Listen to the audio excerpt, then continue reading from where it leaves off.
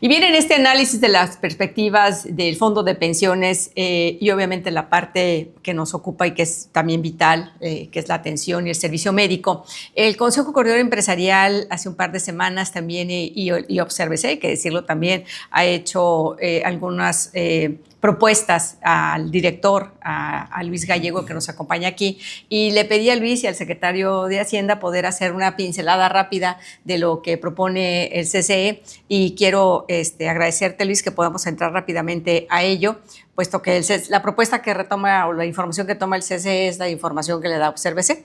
Entonces, vamos entrando rápidamente y así para puntualizar.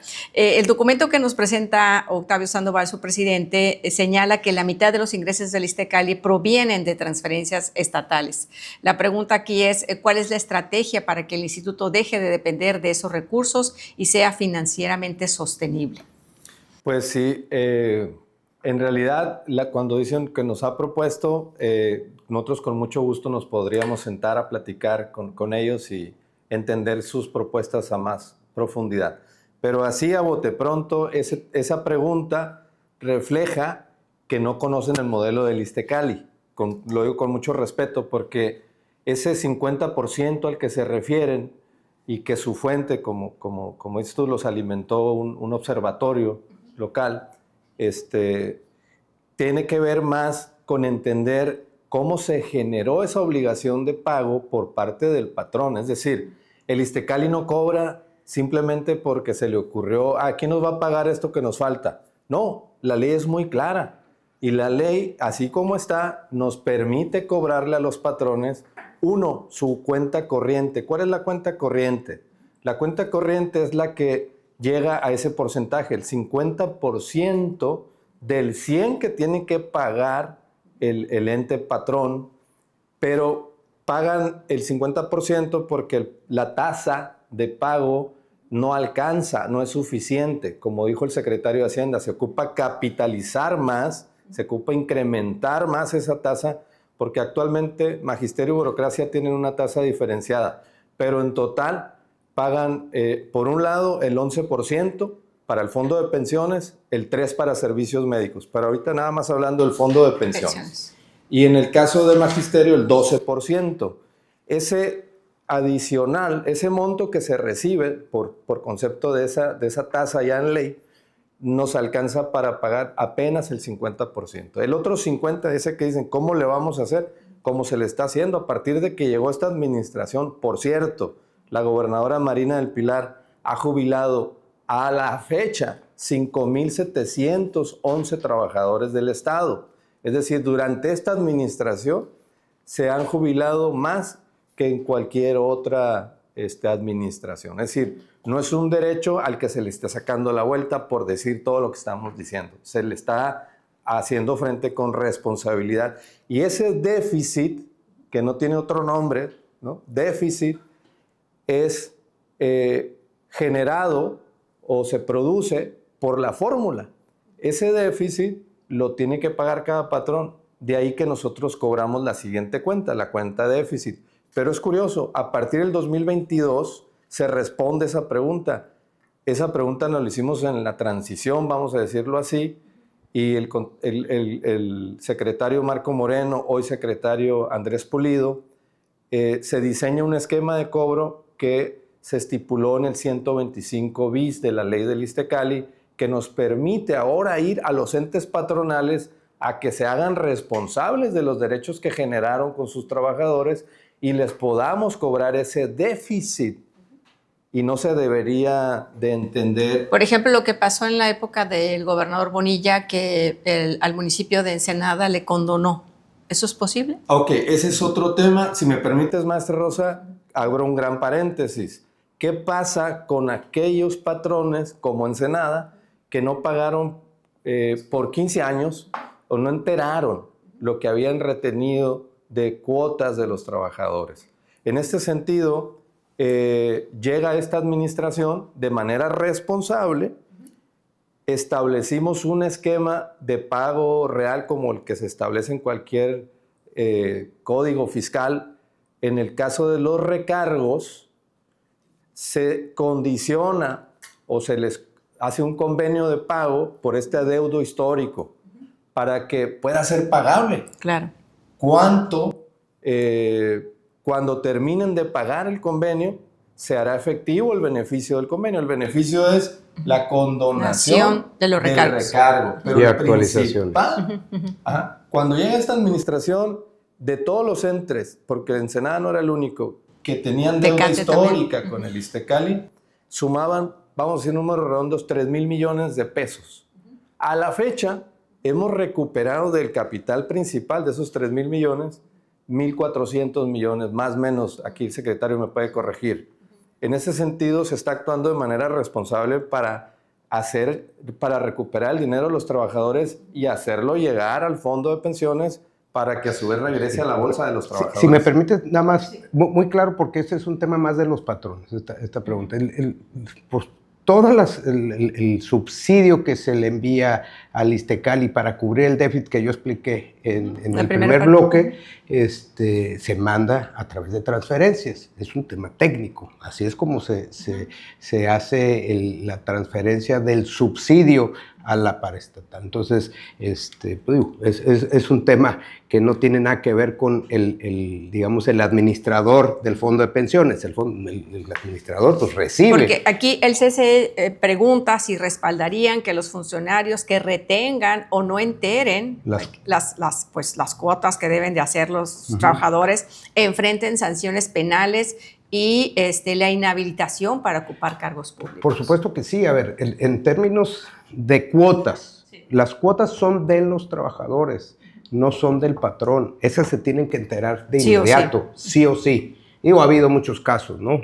No quisiera entrar en precisar cuáles, pero ya conocemos. En términos del adeudo histórico que tenían varios patrones, como se acaba de mencionar, que era el caso de Ensenada, es el caso de Tecate, es el caso de la Comisión Estatal de Servicios Públicos de Ensenada y es el caso del INDIVI, ¿no? Esos eran los casos que tenían de adeudos históricos. Pues como dijo el director, se hizo un convenio donde se les condicionó a que cumplieran que se hiciera el cumplimiento del convenio para poder condonarles recargos y actualizaciones, ¿no? Y era un esquema de que el mismo sistema de pensiones pudiera recuperar ese adeudo histórico, ¿no?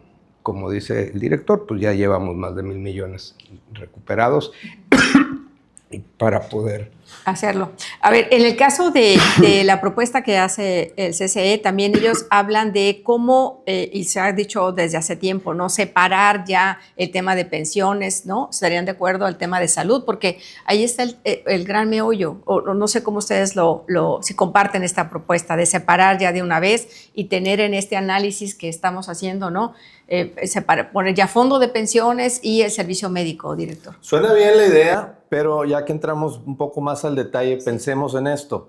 Lo que están proponiendo es crear otra entidad pública. O sea, ya en la entidad llamada Iztecali se administra fondo de pensiones y fondo de servicios médicos. O sea, ¿Y qué problema habría que se creara fondo de pensiones nada más? Las áreas administrativas tendrías que duplicarlas. Es decir, con las mismas áreas actualmente estamos atendiendo los dos fondos, servicios médicos, fondo de pensiones.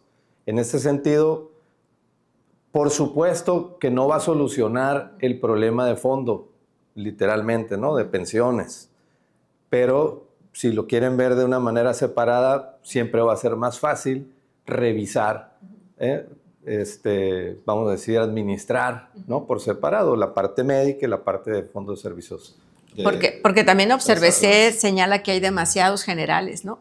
y poca tropa, que se han creado muchas jefaturas y abajo no hay nada de Es estructura. interesante ese señalamiento porque yo soy administrador público. Sí. Lo primero que viene a mi mente es cuánto de todos los entes públicos se va a pago de nómina, ¿no? El dato grueso, el dato general.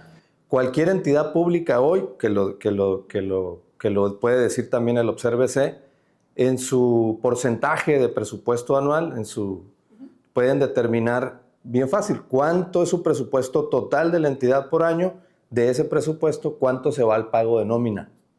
y todos superan más o menos el 70-80%. Porque las cifras que maneja Observece de apoyos, ayudas sociales, ¿por qué el Iztecali tiene que tener ayudas sociales? Es interesante ese, Rosa, nomás déjame concluir sociales. La primera idea. Sí.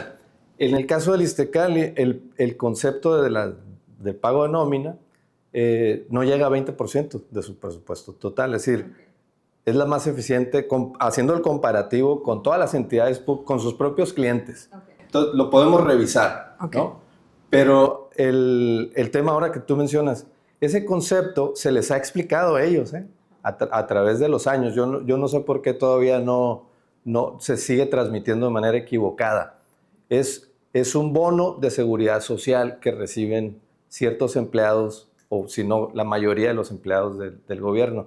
Pero tiene esa etiqueta, ya se les ha explicado cuando gusten. Pues a lo mejor hay que cambiarle el tema, la palabra, ¿no? Sí, se presta. Porque ayudas sociales es como lo que hacen los diputados, sí, pues, ¿no? Que tienen ayudas eso, sociales y pues ¿a dónde van esas ayudas podemos sociales? Cambiarlo. Y apoyos a las viudas de la revolución, algo así también. Pero si se entiende que va gente por una ayuda social en general al Iztecali, no es así.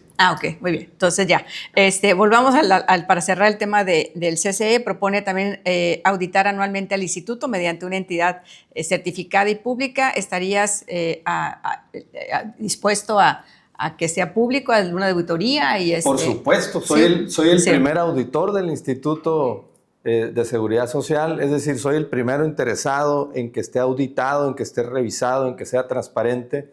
Prueba de ello, hace un año abrimos todas las cuentas del instituto a todos los grupos de interés, los formales, que son magisterio, burocracia, activos y jubilados, los grupos que yo les llamo no formales, que son asociaciones de jubilados y pensionados, que les interesa que el Iztecali sea transparente. Todos vinieron a la mesa, me autorizó la junta directiva a abrir todas las cuentas de las que somos custodios del recurso público y de los bienes públicos del Iztecali. Tienen todos los datos. Hablando de los bienes públicos, dicen, oye, antes el Iztecali tenía gasolineras, terrenos. ¿Qué pasó durante el tiempo? Hay un patrimonio que administra el Iztecali, principalmente su capacidad instalada. Tenemos 16 entre clínicas y hospitales en todo el estado, edificios, más unos terrenos y cosas que se recibieron en dación de pago por esos enteros que debieron haber pagado los patrones. Y que también pero tú ocupas flujo, no ocupas terrenos para la operación del Iztecali. Y de hecho hay que meternos en ese tema también. O sea, si hoy vendiéramos toda esa parte para convertirla en líquido, nos alcanza para un mes de pago de nómina de pensiones. O sea, y no quiere decir que sean vendibles en este punto, ¿no? Pero sí quisiéramos, lo deseable, lo ideal es que podamos llegar a eso. Y todos los días le invierto tiempo para estrategias de qué tienen que hacer para actualizar las tasas que están ahí, cómo se recibieron esos terrenos, para que podamos encontrar formas de arrendarlos o venderlos. Actualmente, algunos de estos bienes están en arrendamiento, sino la mayoría de los bienes que se pueden arrendar lo están y generan ingresos al Iztecali, pero no marcan la gran diferencia, lamentablemente. Okay. No son la solución. Sí, ¿algún comentario? Si me para permite, cerrar Rosa, ideas en muy este rápido. bloque. El gobierno del Estado es el principal interesado en que cada año se lleve a cabo una auditoría y por una firma seria, que ya se hizo por una empresa seria, la primera auditoría externa en esta administración. Desconozco si había habido anteriormente. ¿no? Y nosotros somos los principales interesados. Es una auditoría al administrador del fondo de pensiones y del servicio médico. Que hay que separar muy bien, ¿no? ¿Y por qué lo digo así? Porque el que financia la operación del administrador del fondo de pensiones es el gobierno del Estado. ¿Sí? O sea, yo creo que tenemos que dejar muy claro, porque por ahí yo he escuchado que si el Iztecali mejora